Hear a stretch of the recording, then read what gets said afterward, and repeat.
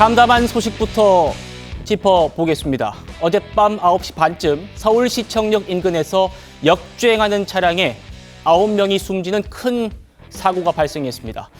가해자는 지금 급발진을 주장하고 있습니다만 급발진이 맞는지 아닌지 이게 이번 사고 원인을 규명하는 최대 쟁점이 될 걸로 보입니다. 바로 시작하겠습니다. 폭탄 같은 거 터지는 처럼 요란스럽게 아주 쾅쾅쾅쾅 하면서 나더라고요. 급속도 빠른 속도로 날아가더라고요.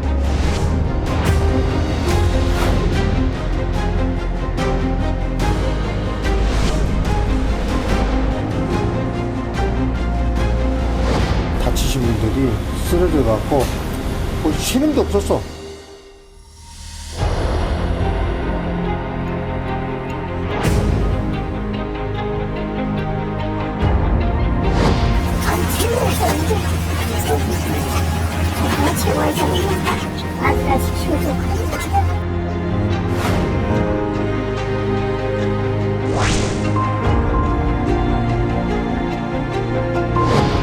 음주는 안 하는 것으로 저희들이 알고 있습니다.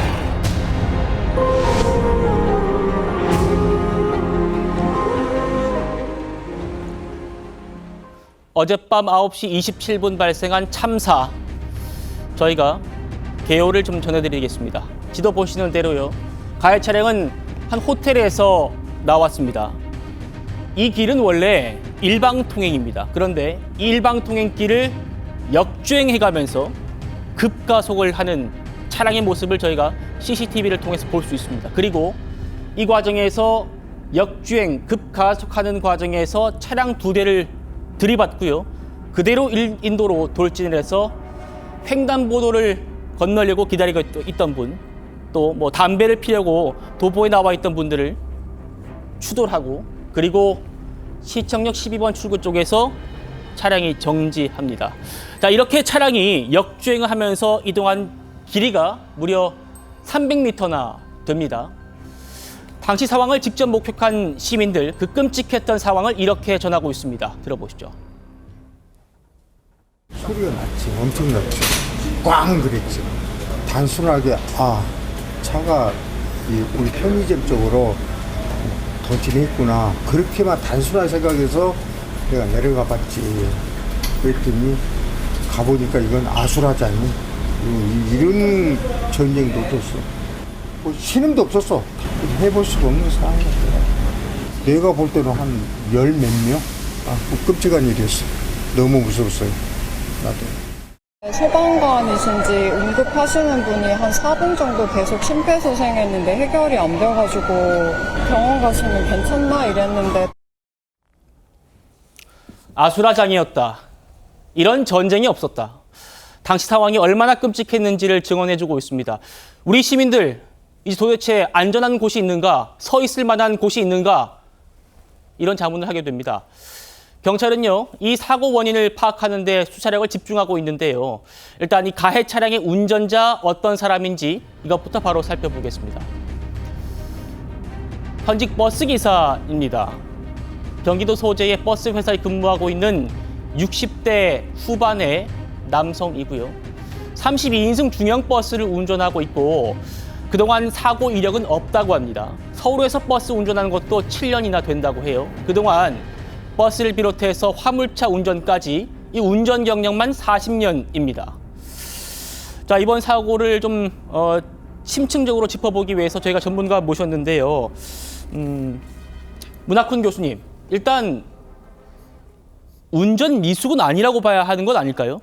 지금 운전 경력으로 보시면 사실 운전 미숙으로 볼 수는 없어요. 40년 운전 경력을 하셨고 또 현재도 버스 운전을 하고 계신 분이기 때문에 운전이 미숙하다고 좀 보기는 어렵지만 사실 그렇게 오랜 운전 경력이 있음에도 불구하고 사실은 운전할 때 어떤 착각이나 이런 경험, 이런 문제들이 생길 수 있기 때문에 그런 것도 나중에 추가적으로 조사할 때 분명히 확인을 좀 해봐야 되는 사항이라고 이렇게 말씀드릴 수가 있습니다. 알겠습니다. 계속 한번 짚어보도록 할 겁니다.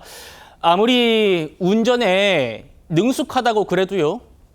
술을 먹었다면 또 얘기는 달라지죠. 그렇다면 음주 가능성은 어떨까요? 경찰은요. 그것도 아니라고 합니다. 들어보시죠. 지금 운전자 상대로 조사는 진행하지 못하고 있습니다. 운전자도 일부 부상이 되었기 때문에 진술이 가능한 시점에 진술을 진행토록 그렇게 조사를 진행토록 하겠습니다. 음주 여부에 대해서는 다 진행을 했고 음주는 안 하는 것으로 저희들이 알고 있습니다. 설주환 변호사님, 현장과 병원 모두에서 음주 여부를 확인했는데 음주하지 않았다. 그리고 이 경우도 있군요. 마약 검사도 했는데 이것도 음성이었다고 합니다.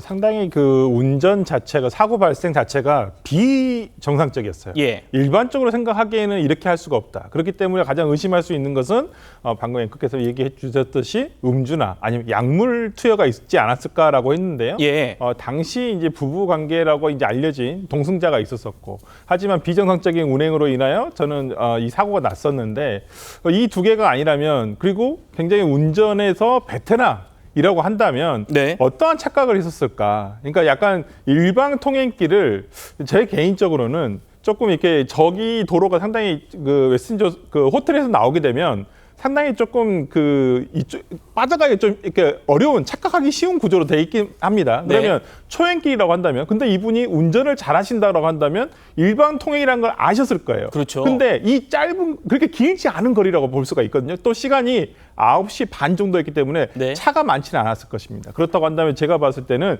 이걸 가로질러서 큰 길로 가려고 했지는 않았을까. 그러면서 과속이라든지 어떤 오작동을 했다든지 그럼으로써 사고가 발생된 것은 아닌가라는 저는 개인적인 추론을 한번 해봅니다. 예, 그러니까 이 역주행, 그러니까 일방통행 길이라는 걸 인지를 하고 빠르게 빠져나오기 위해서 이 분이 가속을 했고 그 결과 사고로 이어진 것 아닌가라는 지금 추정도 나오고 있습니다. 하지만 이 가해 차량 운전자는 그걸 부인하고 있어요. 동승자인 부인도 사고 원인은 차량 급발진이다라고 주장합니다. 그렇지만 이 현장 목격자들은 그 가능성은 낮다라고 일관되게 또 말하고 있습니다. 사고 직후 상황이 담긴 영상 한번 보시고 또 토론 이어가죠.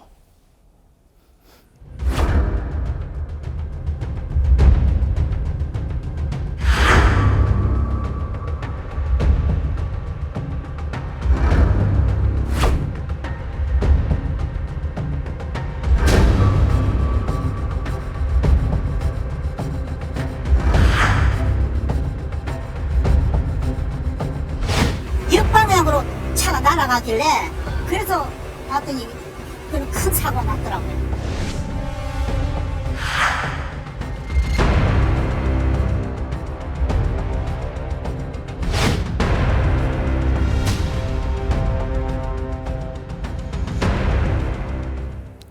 자, 이 가해 차량 운전자의 주장, 조선일보가 조금 더 자세히 전하고 있습니다. 바로 보시죠. 이 운전자는요, 40년 경력의 베테랑 버스 운전기사죠. 이분이 회사 동료한테 아마 사고 직후 통화인 것 같아요. 이렇게 말했다는 겁니다. 브레이크를 계속 밟았는데 말을 듣지 않더라. 나는 운전 오래 했지 않느냐. 현직 시내버스 기사지 않느냐. 그래서 차가 이상하다는 거 정도 느낄 수 있고, 그런데 갑자기 차량이 튀어나가더라 라고 회사 동료에게 사고 직후로 추정되는 시각에 이 가해 차량 운전자가 통화에서 이렇게 말했다는 겁니다. 문학훈 교수님, 네. 그런데 저희 영상을 보면요, 차가 지그재그로 이렇게 200m를 아주 휘저으면서 역주행을 합니다. 앞서 보셨던 대로 이분 숙련된 운전자고 음주 안 했고 마약 혐의도 없단 말입니다. 그러면 차를 혹시나 멈추기 위해서 이런 지그재그 주행을 한 것 아닌가? 그러니까 이거는 급발진의 증거 아니냐?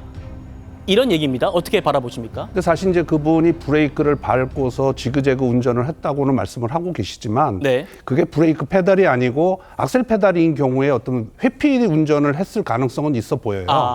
그런데 지금 저 영상을 보게 되면 예. 지금 차가 횡단보도를 건너서 도로상에 멈춰서 있거든요. 예. 그래서 저런 경우는 우리가 이제 급발진의 경우하고 약간 좀 다른 양상을 좀 띄우고 있어요. 대부분이 이제 급발진이 일어난 경우는 고정 벽에 부닥쳐서 쓴다든지 예. 아니면 어디 나무에 부닥쳐서 쓴다든지 이렇게 되는데 브레이크 경고등이 최종적으로 브레이크 경고등이 들어오면서 섰단 말이죠.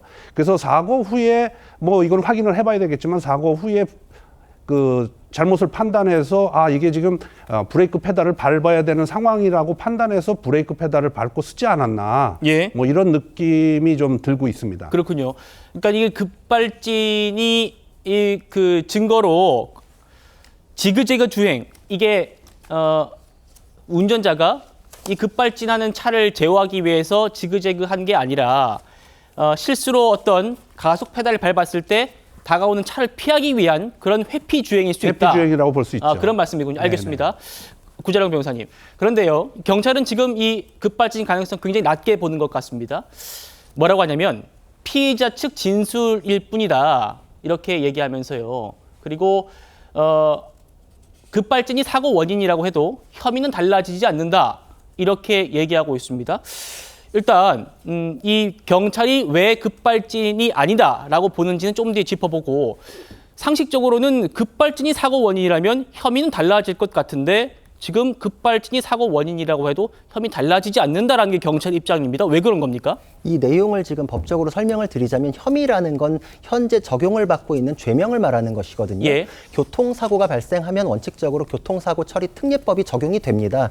그 안에서 유죄, 무죄, 뭐 혐의가 성립이 되는지 안 되는지를 따지는 건 그 혐의 안에서 다투는 내용이거든요. 그러니까 지금 교통사고가 발생을 했고 사망한 거에 대해서는 치사, 그리고 다친 거에 대해서 치상죄가 각각의 피해자마다 다 성립을 하는데 네. 거기에 대해서 죄가 되는지는 그 내용 안에서 급발진이냐 아니냐. 급발진이 아니라면 당연히 이제 운전 미숙 혹은 오조작에 의한 과실이 인정되니까 죄가 성립이 하겠죠. 네. 그러니까 급발진이 원인이다라고 하면 과실이 부정되니까 무혐의 혹은 이제 재판 단계에선 무죄 이렇게 될 텐데 그것도 다 혐의 안에서 다투는 것이기 때문에 예. 급발진이라고 해서 지금 혐의 적용 자체가 없어지는 것도 아니고 아예 다른 죄로 넘어가는 것도 아니기 때문에 이런 표현을 한 것입니다. 그렇군요. 급발진이든 아니든 간에 일단 같은 혐의가 적용되고 나서 급발진인지 아닌지에 따라서 죄가 유무죄가 결정된다는 그 달라지는 말씀이군요. 것입니다. 네. 알겠습니다. 자, 전문가의 입장은 엇갈립니다. 급발진이다, 아니다 이렇게요. 들어보시죠. 급발진 확률이 좀 꽤나 있지 않느냐. 원래 자동차는 올해로 딱 138년 됐는데 100년 동안은 사실 급발진은 없었거든요. 근데 자동차에 센서와 컴퓨터가 장착된 이후부터 이제 자동차가 제어할 수 없는 상황, 급발진이 많이 만들어지기 시작했어요. 기계로만 됐다면 기계는 거짓말하지 않죠. 근데 전자는 환경에 따라서 말을 안 들어요. 이 사건은 좀 더 자세히 알아봐야겠지만 경음이나고 베테랑 운전사가 인도로 돌진해서 차가 여기저기 휘젓고 다녀서 사고 났다라고 보면 자동차가 말을 안 들었던 차구나라는 생각이 좀 강하게 듭니다. 급발진 가능성은 저는 제로에 가깝다라고 보고 있습니다. 보통 급발진 차량들은 이게 속도가 준다든지 차량을 운전자가 통제할 수 있는 수준으로 다시 전환되는 경우가 거의 없습니다. 역주행으로 진입을 해버렸기 때문에 당황한 운전자가 브레이크 페달과 가속 페달을 헷갈려서 이 당황한 상태에서 뭐 가속을 더 했을 가능성도 존재하거든요. 그런 가능성도 사실은 다 지금 우리가 열어둬야 된다. 베테랑 운전자가 이렇게 차를 지그재그로 운전하고 휘젓고 다닌 건 이거는 차가 말을 안 들었던 거구나 라는 생각을 들 수 있다라는 것과 아니다. 아마 오해해서 너무 상황이 급박하다 보니까 실수로 악셀을 밟았던 건데 그거를 인지하지 못했던 것 아닌가 이런 말씀 들었습니다. 목격자들은요. 후자의 힘을 싣고 있습니다. 들어보시죠. 제 생각에는 급발진은 아니고요. 일방통행길에서 반대길에 나왔기 때문에 이게 납득이 안 됩니다. 급발진할 때는 끝날 때까지 가봤어야 되는데 거기서 그 자리에서 멈춘 거예요. 딱 횡단보도 앞에서 어디를 박은 게 아니고. 급발진이면 여가 일방통행길이란 말입니다. 거기서 반대로 올 수가 없어요. 역주행을 할 수가 없어요. 저 조선호텔에서부터 나왔다고 하면은 예. 저는 그 상황까지는 정확히 모릅니다만 그렇죠. 조선호텔에서 나온다면 한 200m 이상이 되겠죠? 문학훈 교수님, 아까 전에 그 급발진 가능성은 낮다라고 말씀하시면서 그 근거로 마지막에 그 차가 서 있었던 그 지점, 그러니까 보통 급발진이라고 하면 충돌한 뒤에 강제로 멈춰서는 경우가 많은데 이번에는 스스로 감속해가지고 서 있더라. 이 점을 말씀하셨잖아요. 그러면요, 혹시 급발진을 먼저 하고 급발진이 나중에 이제 정상으로 이후에 좀 돌아와가지고 급발진이 풀릴 가능성 그건 없습니까?